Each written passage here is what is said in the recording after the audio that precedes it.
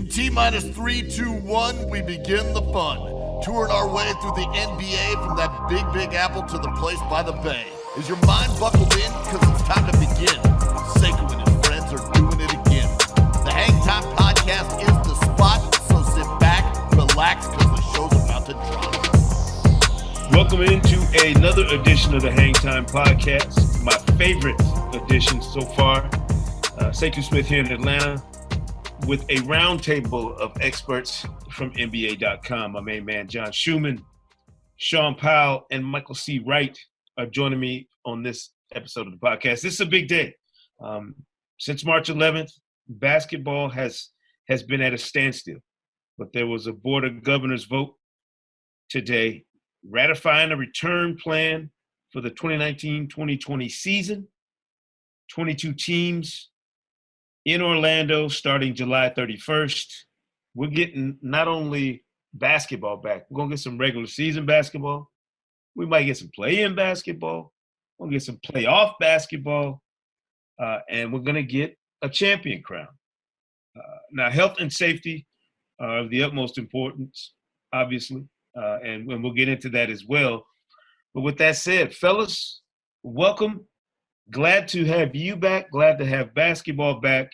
And right off the bat, and Mike Wright, we'll start with you. Do you like, love, or something else this restart plan? I'm gonna go with something else, just because of the uncertainty of it all. Now, having said that, I was, I guess you could consider something else as far as the NBA All-Star Game format. You know, I didn't know what to make of that when they announced it. And then the next thing you know, I mean, it was like the greatest thing since sliced bread. So, you know, I will say this. From what I know of Adam Silver and the NBA as a whole, they don't typically get these things wrong. And so they built a lot of credibility as far as I'm concerned, you know, in terms of, you know, me thinking that they're going to handle this the right way. And they haven't proven me wrong yet. And so I'm expecting it to probably be better than what we might anticipate at this very moment. Right. I'll be honest with you. I was so starved of hoops, I didn't really care what the format was. I just wanted it back. Stu, what about you? We've talked a lot throughout the break here about what might happen, what should happen. How do you feel now that it's official?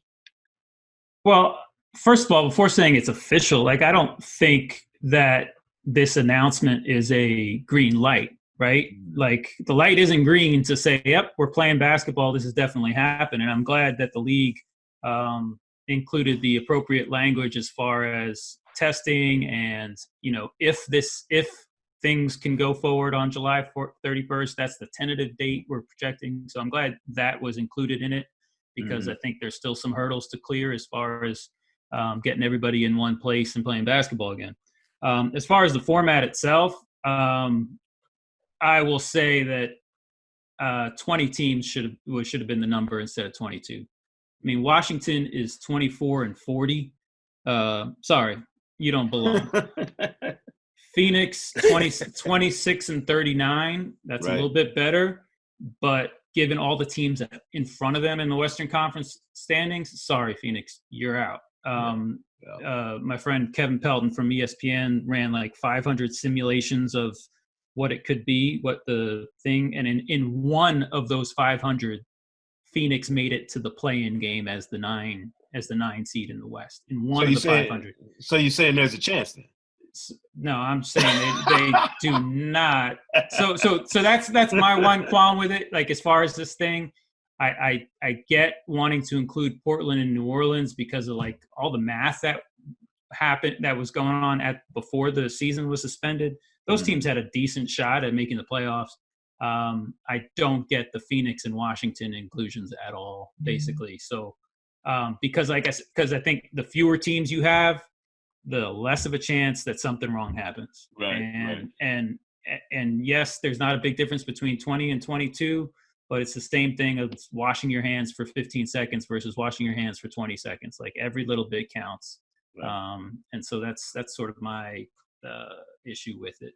Okay. Sean, I know you've been off of social media. You've been on, what does LeBron call it when he goes on his social media blackout?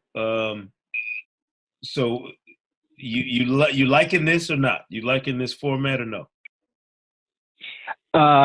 Yeah. Is it 2020 yet? Because I'm still stuck in 2019. I mean, I haven't been on social media. I don't even know what's going on. But no, I think this is a compromise, basically. If you're Adam Silver, you have to kind of take care of 30, owners, 30 teams that want in some way, shape, or fashion. And I don't think it would have been possible to invite all 30 teams. I'm happy he didn't do that. And it probably wouldn't have been fair to just invite the top 16 teams, 8 in each conference, because particularly in the West, I agree with Schumann. I think the East should have just had 8 teams, but in the West, you had some teams with a reasonable shot.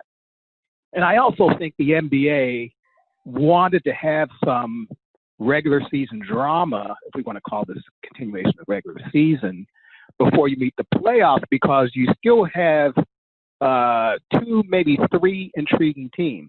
Number one, the Spurs. I think they've made the playoffs since before Michael Wright was born. So, they wanted to try to continue that. Right. Number 2, you have the Pelicans and Zion Williamson. And I think if you poll basketball fans, I think basketball fans would rather have New Orleans as the 8th seed instead of Memphis.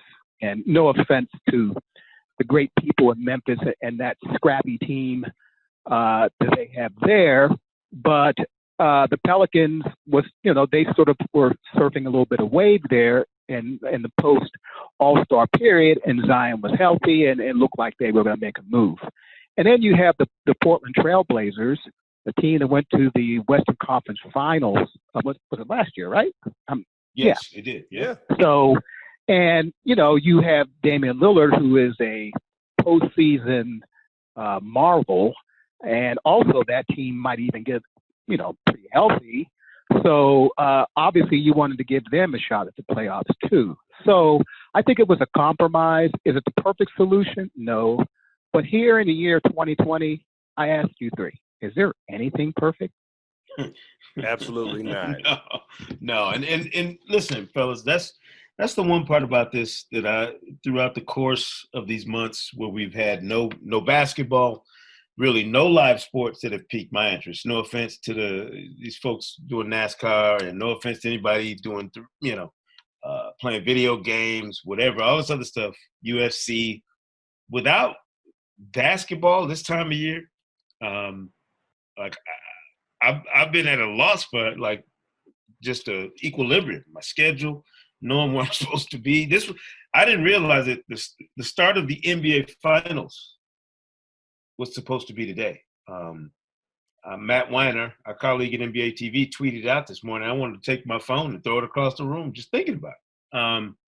So I'm it's a bittersweet day because we should be, diving into a finals matchup, and instead we're getting the word that, Shu, you mentioned a tentative plan to restart the season. So with that said, Shu, what's your biggest concern about the timetable and how we move forward as far as next week, where the details are going to be fleshed out for us by, Commissioner Adam Silver and whoever else speaks? And are you concerned? You sounded a little bit skeptical that you even think this is actually going to happen. Well, I'm not. I don't know about skeptical, but I don't think there's a 100% chance that it's going to happen as drawn out. I think that's fairly obvious. I mean, Florida COVID cases in Florida are increasing right now as we speak. So that has to be taken into account, and obviously the logistics of it are not simple. So and it's nothing like anything that's ever happened in the NBA before. So, but like I said, I'm glad that the league sort of spelled that out in its press release.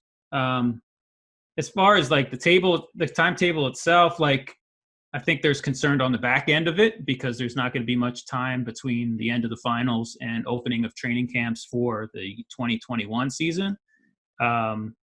But if you complain about that, you have to realize that the time from March 12th to whenever these training camps open in mid-July is actually longer than the time between the end of the finals and the start of training camps in a normal year. So, like, yes, they're not going to have much time.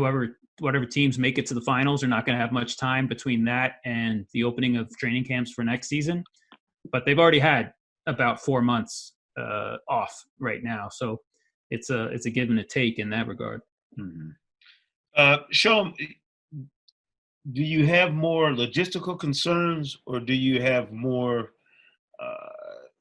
concerns in terms of the competition itself? Like that because of the circumstances, we won't have the same essence of competition we normally have in a playoff set. Yeah, I'm concerned about the scheduling of the quote unquote rest of the regular season. Some teams, if you looked at their remaining schedule, it was pretty easy. Other teams looked at their remaining schedule, it was pretty hard. I'm not sure how you can restack that deck and make it fair. So you might end up punishing some teams and rewarding others. And, we still don't know how that's going to fall. So I will withhold judgment until I see how that's going to happen. The other thing, and this one is quite obvious, is the lack of home court advantage. You have a team like the Bucks, the Lakers, played hard all year long. They're leading the conference. Milwaukee, for sure, will probably wind up with the best record in the East. The Lakers pretty much in the West. I guess they have a 5.5 game lead on the Clippers. But how are those teams going to be rewarded for that here when there's no, there's no home court advantage? Everything's on a neutral site. Now, we've heard all sort of gimmicky things being tossed about, extra timeout, extra foul, all that stuff. You don't really want to tinker with the game. But it's, are you going to reseed that way? A team like the Lakers and the Bucks will always play the lesser seed every round. I just don't know how all that's going to fall. So I'll be very curious to hear additional details from the league, and just in terms of how they navigate, those two tricky parts of what's upcoming. Yeah, Mike, I had initial concerns just from a medical standpoint. My thinking was, how do you make this safe enough, for everybody involved? But you couldn't even begin a restart plan without the health and safety being number one. So what would be your biggest concern with the league coming up with this date and this tentative schedule to come back? Exactly what you said, Sekou. I mean, like I was kind of checking it out this morning. I mean, and Shu mentioned it. You're talking about 1,419 new COVID-19 cases in Florida. That was announced by the Department of Health. And that's the most since they started giving, daily updates, going all the way back to March. And, let's not be blind to what's going on in the country. I mean, you've got the large gatherings of people. And so, just logic would dictate that there's probably going to be some type of spike. Okay. If you're putting this in a bubble environment, then, what exactly does that look like at this point? And again, I have all the confidence in the world in the NBA to do the right thing as far as how they handle that situation. But, even, if you're in that setting for a couple of months, don't you have to get outside of that bubble every once in a while? And, that could potentially expose you to other people, because you also have to look at, Disney World. Disney World is reopening on July 11th. And I believe they're calling all the workers back right now. And, that workforce is in the thousands right now. And so, that would be the biggest thing. Obviously I know that the NBA has they have the resources to test daily. They have the resources to make sure everybody gets the best treatment possible. But, even looking at that, just think of like maybe someone, one of the stars on one of these teams, and say they end up contracting the virus and then they have to be quarantined. now those teams are at a huge disadvantage. And so to me, I mean, there are a lot of things that sort of affect other aspects of bringing back the league at this point. So I don't know, man. Like I said, I'd like to see the details, and I'm sure all of you guys feel the same way. I just want to see what the details are, exactly how they're going to do this. Yeah, no question. Sean, you brought up a very interesting word in your response. Fair. What's fair? And I'm looking at these teams, these these other 8 teams that basically got told to kick rocks for the rest of the year. I mean, go ahead and do your 1, 2, 3 Cancun and hit the off season. Only you can't go anywhere. Like this, it's not a typical off season for anybody that's going to be dealing with this, and certainly not for the 8 teams who don't even get to make a trip to Orlando to compete. Is it fair, Sean, to leave those 8 teams out, or should we not concern ourselves with the quote unquote fairness of how this plays out? I don't think we should shed much tears for the Cleveland Cavaliers, the Atlanta Hawks, Detroit Pistons, the Knicks, even the Bulls, Hornets. Look, I mean, before all this hit, I think they revealed themselves. They revealed themselves as being lottery teams. And I bet you if you put their hand on the Bible, I think they say, you know what, we're good with this. We're good with this.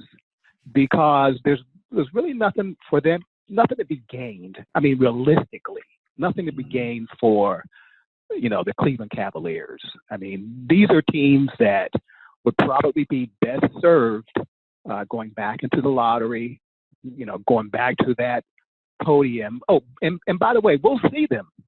We'll just see them at the draft lottery. They're not going to be excluded. Right. The NBA is all about inclusion. Let's get it right. So they'll have a seat at the table, just not at the big boy table. Right. Shu, do you shed any tears whatsoever for Vince Carter and other people, other people who were in the midst of whatever they were doing this season? Some of these guys on these bad teams were having special seasons, but it's over. I mean, do you agree with Sean that you had enough time to show us who you were? I mean, it stinks that the younger teams, even Cleveland, Atlanta, Minnesota, having just sort of acquired or just sort of reshuffled their roster, that those teams don't get those last 15 to 18 games to play. But I mean, everything that's going on right now stinks. And so there's nothing, and the priority obviously is 1, public health, and 2, continuing this season with the teams that were competitive. So yeah, it stinks that, those teams can't have the rest of their seasons to, whether it is, give their young guys some reps or build chemistry. Say the Warriors could have had Stephen Curry and Andrew Wiggins play together for another 15 games. That would have been nice. But like it's the same situation just going out in the general public. I mean, it really stinks for 2020 graduates that they don't get to have their normal graduation ceremony. But we're all sort of suffering in some ways or in one way or another in for the sake of the health of everybody around us. So that is what it is. What it is. I think that the more interesting questions get to be like, okay, which of the teams that are going sort of suffer the most from this format? Mm-hmm. Do you think there's everybody is talking about just wanting to compete and wanting to get basketball back. I mean, do you think there's a competitive disadvantage for those teams maybe that have to go and make a short stay in Orlando and then they're thrown into an off season that nobody's really prepared for? I talked to a GM 2 weeks ago and I asked him about their draft prep. Like, what are they doing with all their normal draft preparation? He was like, do you understand our staff is scattered across the country. This was before they let, people back in the building. And he was like, we don't have our normal anything. Everything is in disarray. I mean, Mike, does that make sense to you? Man, just Shu said it best. It stinks right now, but you have to make the best out of the situation. I mean, I talked to people with the Spurs, obviously, and they still haven't even opened the building yet for people to come out there and work out. So and they're one of the teams that's invited to this. So how does that look for them? They haven't even come back in there to shoot or anything. So yes, some teams are going to be at a competitive advantage, but at the same time, you'll sort of see, which team sort of, rise to the top and because, like say a team like Portland, for instance, they've got all these veterans that they're getting their bigs back. Okay, well, you know what? They could probably make a legit run at this thing for that 8th seed. And so, like, that you're going to see those types of dynamics play out with each of those 22 teams that will be out there in Orlando. And, I think that just that aspect of it is compelling enough to draw the fans in, to draw us in. And I think it's still going to be exciting basketball. But like everybody is saying, life is different right now. And, they're like every team is pretty much operating differently than they're used to. So I'm actually interested to see how it all plays out. Yeah. Well, look, let me put it to you. I'm going to reframe this for everybody. Let's put aside our concerns right now for the moment and just kind of dive in on theoretically how this thing works out. And you look at, I need from everybody. And Sean, we'll start with you. Give me the player and team specifically, just that one player and that one team that you think benefits the most from the format of the 22 teams that will be assembling theoretically in Orlando. Who has the most to gain or benefit from what we might see in the restart? Well, I can't really pinpoint any of the top 16 teams because they're pretty much, I guess, again, we can quibble with the Memphis Grizzlies, but they're pretty much set. I would say if you're looking at a team or a player with the most to gain, it's probably a team that had caught fire and was honing in on a potential playoff spot. And that brings me to the New Orleans Pelicans and Zion Williamson. I'm not so sure when they're going to collect the Rookie of the Year votes, but if it's going to be withheld until we see what transpires in Orlando, I know people are going to say he didn't play enough games and all that, but here's a guy who can basically salvage his rookie season, which started late. He's healthy now from his injuries, and he can carry the Pelicans. The Pelicans are within 3.5 games of the 8th spot. So you can see this player who, we all expected so much from when the season started. Obviously, he was hurt and unable to suit up. But here's a guy who can have a strong finish, and he can basically put his own stamp on what happens in Orlando if he can carry to that 8th spot, and maybe they can strike some fear, at least in maybe a game or two, with the first round opponent, which likely will be the Lakers. Shu, what do you think? Player and team that benefit the most from this format? Well, first of all, I'm going to say that looking at the press release, they're calling these 8 games that all these teams are coming back to play. They're calling them seeding games. Seeding games, yeah. So that language makes me think that consideration for awards like MVP and Rookie of the Year is over. Like that these are not quote unquote regular season games. And therefore, hey, let's get your votes in MVP and Rookie of the Year and all that stuff now. Maybe I'm wrong, but that's just just was my initial interpretation from that language in the press release. As far as teams and players that can benefit, I look at Philadelphia because going into the hiatus, they were in rough shape, not playing particularly well. Embiid had just got back from his injury, and Ben Simmons was dealing with a back injury that we didn't know. We didn't know how long that was going to keep him out. And I think the word is that he's going to be healthy come July 31st, and that team has a high ceiling.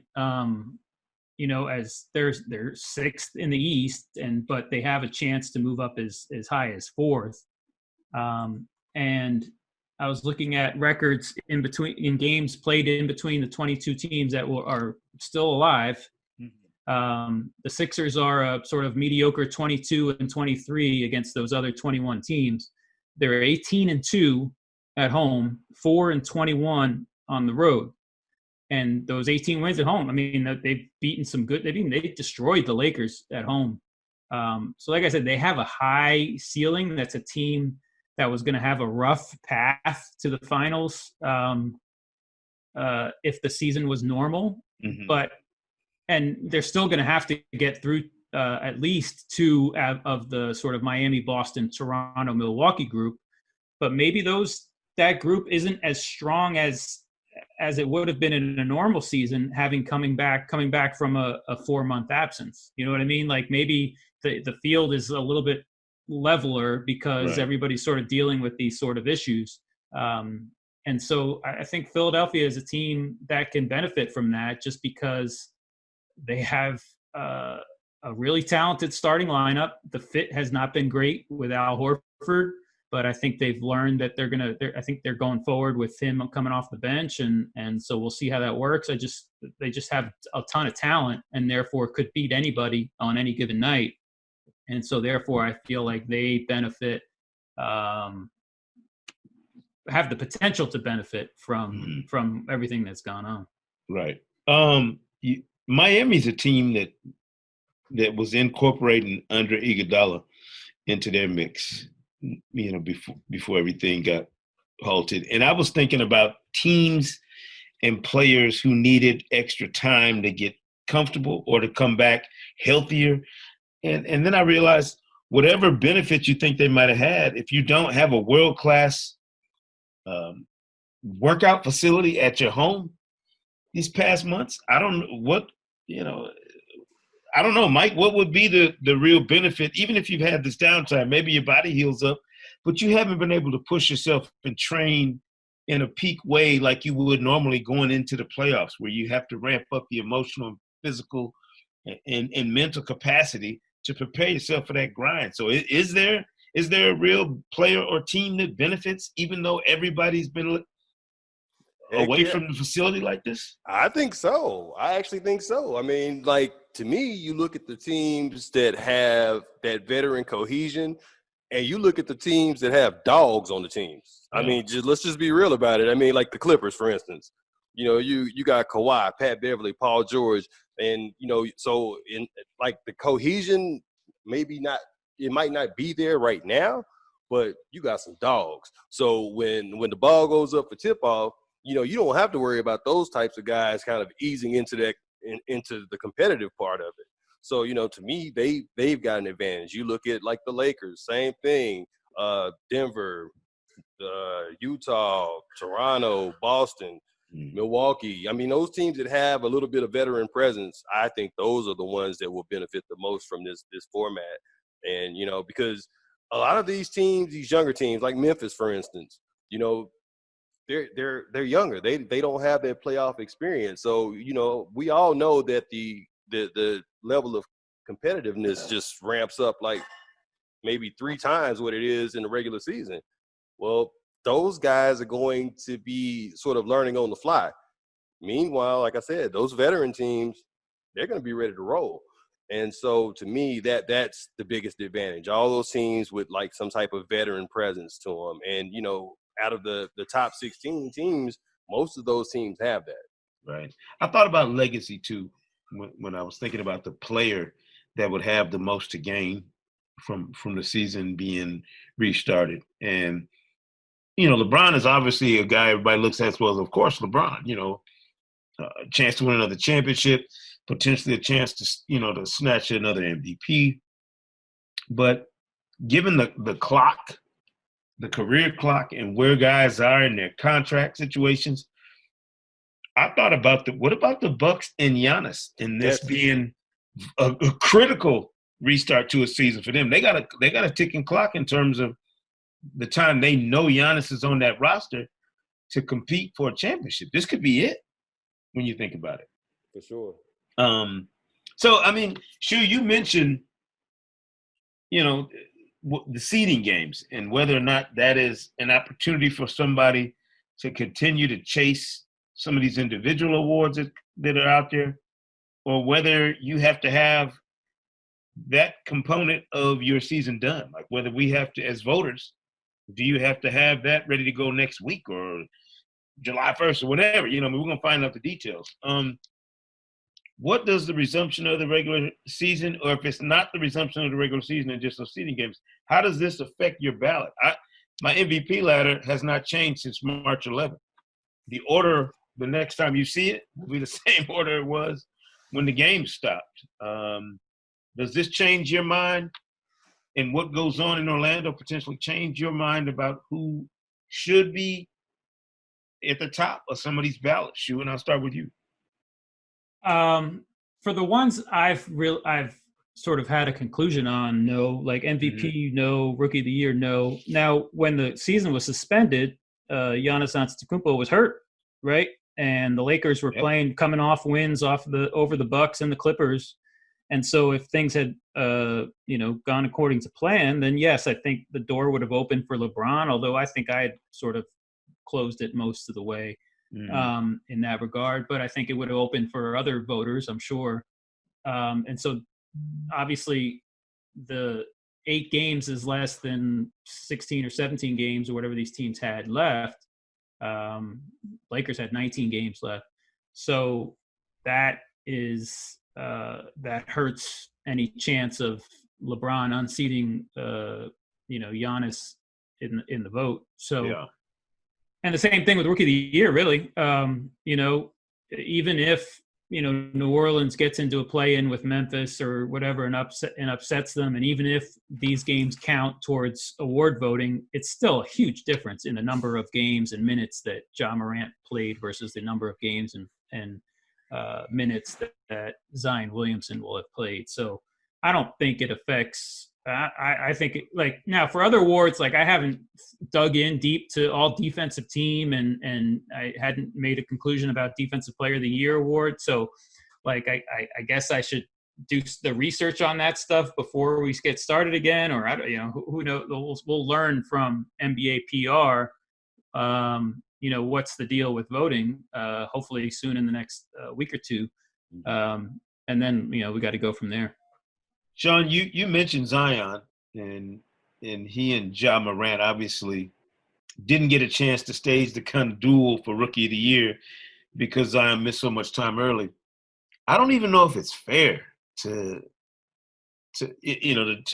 look at what he's done and assume that he's battling Ja Morant as tightly as some people think for the award. I mean, it almost, in my mind, looking back at it, it's like Ja should have this thing locked up.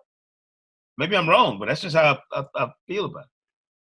I think a lot of people feel that way, Sekou.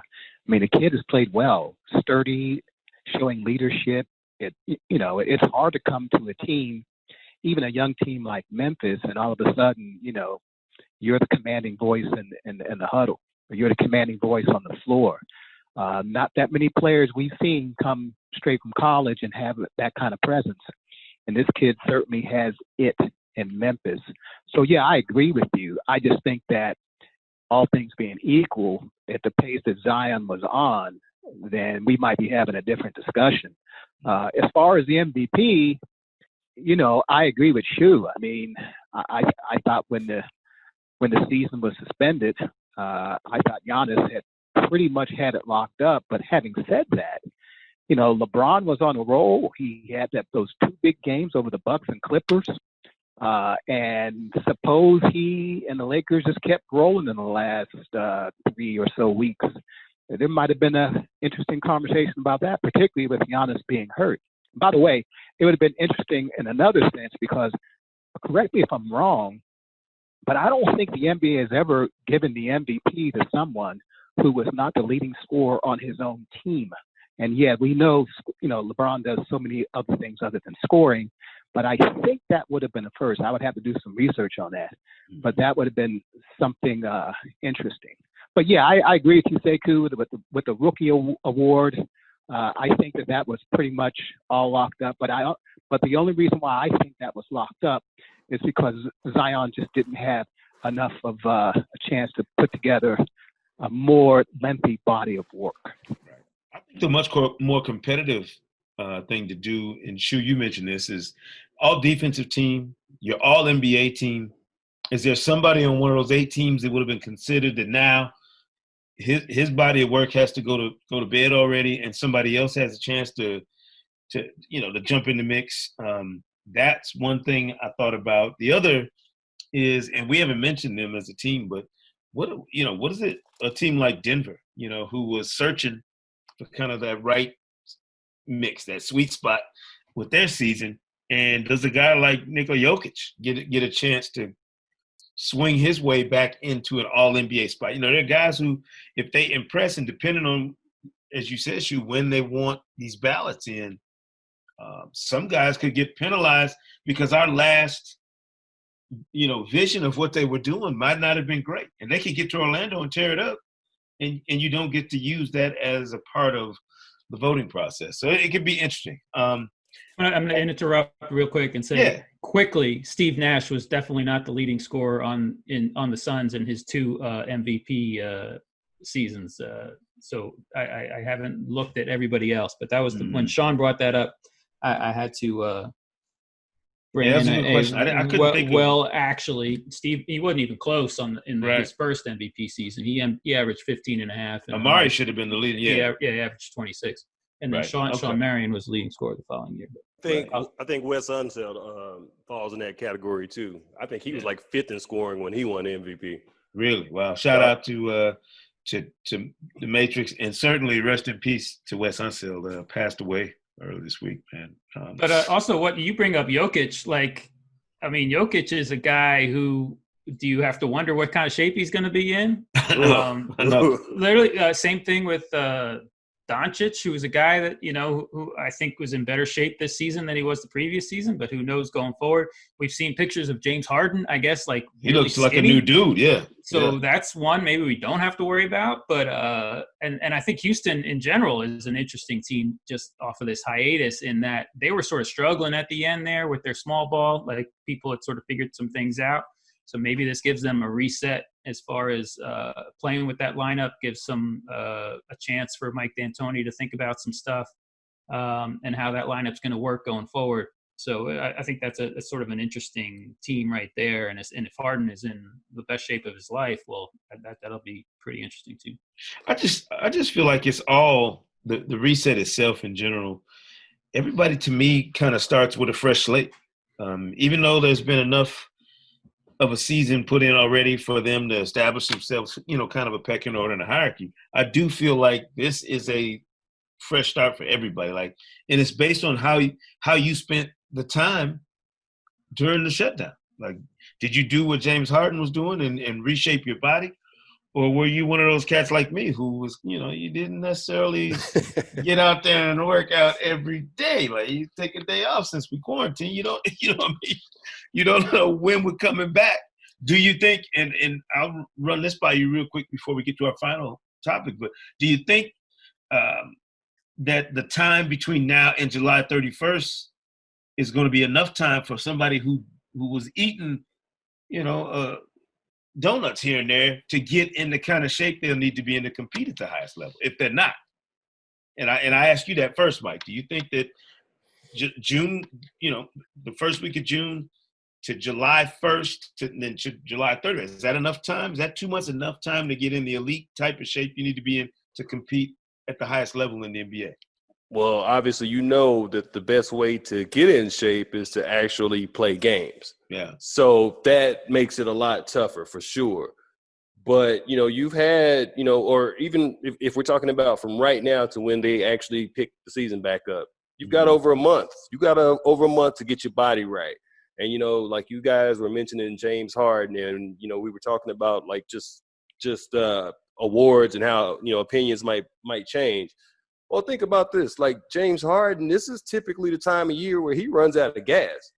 And so say he, we've seen all the pictures, or we've seen how hard he's been working or whatever, but say he comes back and, he carries that team on his back. That changes the whole narrative. And then, Great point. And then like same thing with like John Moran and Zion Williamson. I remember January 22nd. I remember this day. That was when Zion first came back. Mm-hmm. I saw that man score 17 points in 3 minutes in a row. Right. And so like the opinions can change that fast though if we see those types of performances. So, that's what makes all this stuff just really, really compelling to me. But I think that, you've got over a month to get yourself back in shape. And these guys are elite athletes. I think that's plenty of time. But at the same time, you also have to recognize that the best way to get in game shape is to actually play games. Yeah, great point. I do need to mention a shout out to the fifth starter on the NBA.com crew, Steve Ashburner. Somebody had to work today. Somebody had to bust it on this breaking news. So Ash is working, and that's why we didn't have him here on the podcast. He's got some other responsibilities we knew he had to dig in on, and we didn't want to bother him and ruin his day bantering back and forth with us. But certainly we'll get his opinions moving forward, and it'll be interesting to see as we have this time between now and the information that comes out next week and then the actual start of teams getting back together. There's going to be a lot more to talk about, all the things we've mentioned here, a lot more compelling subplots and storylines to consider. I'm going to ask you guys this one final question as we wrap up here. And I mean this with all sincerity because people were asking me about it for the past few months. Every time I did a radio show or was on Game Time or did anything, this topic came up, and I kept dismissing it like it shouldn't be a factor. And now I'm wondering, as we get a plan to restart this season, does it change the way you're going to look at whoever wins the title? Like, will the champion for the 2019-2020 NBA season go down in your mind as something other than a regular champion based on all that's going on, the layoff, the coronavirus pandemic? I mean, all this stuff that's going into this season. Will that champion have an asterisk or not? Will it be legitimate to you or not? And I would argue that they've had more on their plate than a regular champion would, and that may be a benefit. So, Shu, I'm gonna start with you.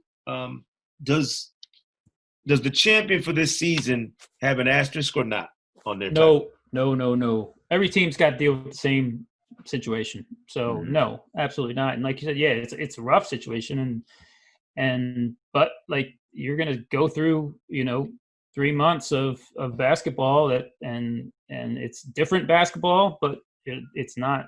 I mean, it's bad. I mean, it's the same thing. Every team's going through the same thing. And I'll say the same thing like when you were talking about draft prep and teams not being able to prep for the draft as they normally would. Well, every team can't prep for the draft as well as they normally could. Right. And so the same thing with the playoffs. It's the same situation for every team.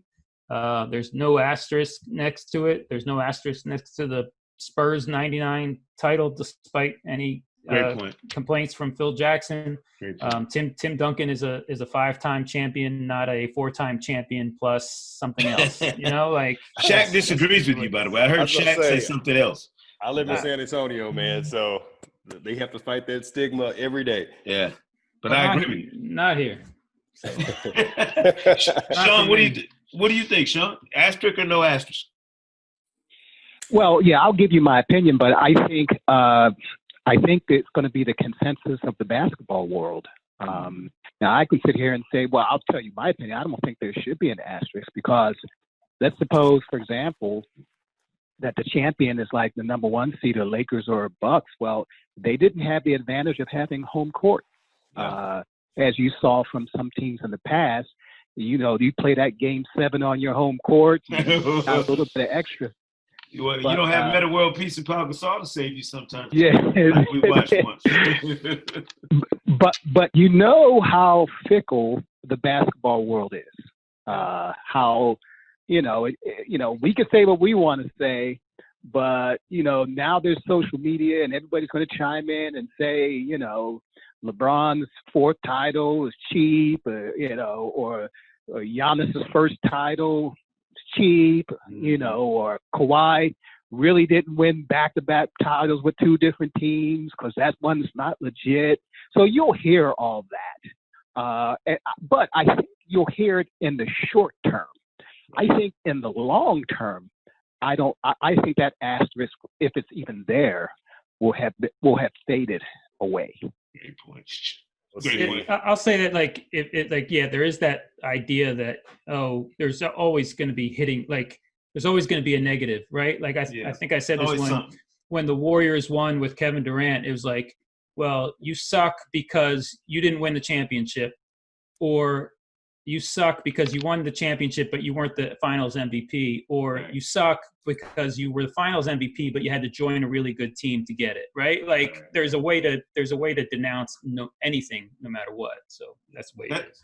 Mike, that lockout season in San Antonio, you mentioned it they lived that. What do you think? Does this change the glare this year? I got to play devil's advocate here though. Mm-hmm. Like, what if say, you get all the way down to the finals and say one of the stars off one of those teams tests positive and you have to quarantine him?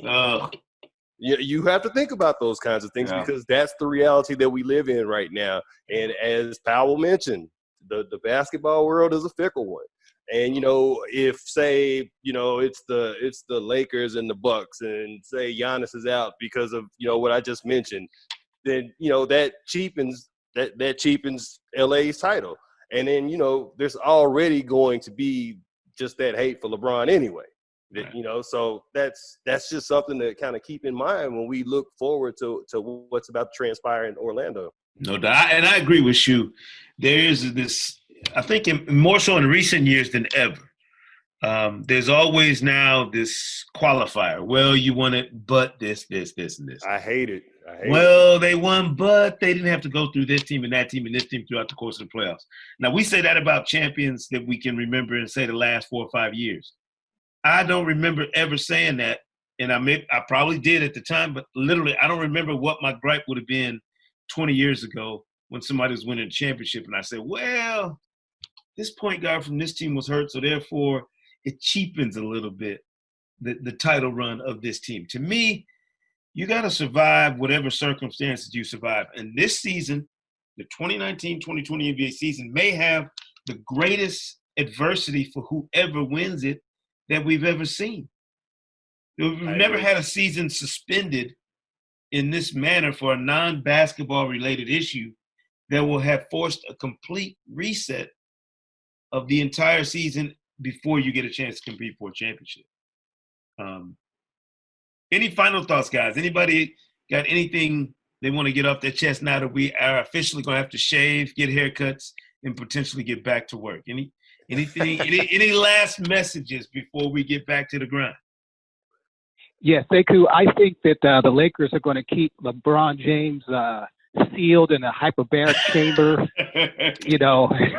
They're going to make sure that guy no one gets anywhere near that guy if he's not playing basketball. Because think of how catastrophic that would be if LeBron James tests positive, say, in the first round of the playoffs. I mean, that would just be a punch to the gut. I don't even want to think about it. But seriously, if there's ever a season where the unexpected could happen, it's got to be this one. So, I mean, buckle your seatbelt. We know something unforeseen is going to impact this restart. It's inevitable. I don't even know what the plan is in terms of, who might be heading to Orlando. I mean, I would imagine everybody has to be tested before they let you show up and be a part of the restart, right? And that includes us. That includes the media and people covering. Yeah, agreed. I mean, I think I'll be curious. I'll be curious about the extent of the team groups. Does a general manager need to be there? And do they want to be there? Do they sacrifice themselves just for the sake of general health? I'm a little bit fascinated by that whole question. Yeah. I'm fascinated by the aspect of the medical teams for these specific, teams, because I think that even plays into it, which medical staffs are the best, which ones, have the most technology, and which ones are the most knowledgeable about how to, kind of prevent, COVID-19 and things like that. Like that comes into play too. Yeah, I think we hadn't talked about them, but I think about a team like Toronto. How beneficial is it that you are coming off of the last championship run? The other team that was in that made it to the finals last year is not even in the 22-team mix. So, does Toronto go into this with a different sort of advantage based on being the most recent champion and not having that other team they competed with around to exercise whatever advantage they might have? Just a lot of fascinating moving parts, fellas. John Schumann, Sean Powell, Michael C. Wright from NBA.com joining us here on the Hang Time Podcast this week. I wish we did this all the time, but I know nobody has got that much time in their week to work with. But it's great to hear from all you guys. We're gonna get back to the grind here, and it'll be interesting. I'm looking forward to seeing power rankings. I want to know what's going on in Houston and San Antonio. Sean, you've been on Lakers grind forever, so we'll see you again whenever LeBron lets you come up for air. But I appreciate you guys taking some time and coming on the podcast this week, because I think there's a lot of questions we discussed that fans are going to be talking about. Everybody's going to be talking about through this weekend and going to the next week as we figure out whatever the next steps are and get that information from the league and the Players Association, where, this had to be something that both sides were ready to roll with. So it'll be interesting to see where we finish up as we head towards July and that July 31st start to the NBA season, guys. Appreciate you. Thank you, man. All righty. Yep. No doubt. All right. We appreciate you guys. And listen, thank you for rocking with us as always. With no more of these ghost podcasts. We're back to the business of basketball as best we can moving forward. For my producer, Anthony Bonaparte, for everybody else here at NBA.com, NBA TV, NBA Digital, we appreciate you. We'll see you next time. This one is done, but in case you want another one, here's the links to all the fun from Sekou Smith's Hang Time Run.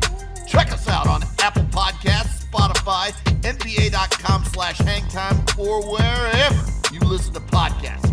Until next time, Hoops fans.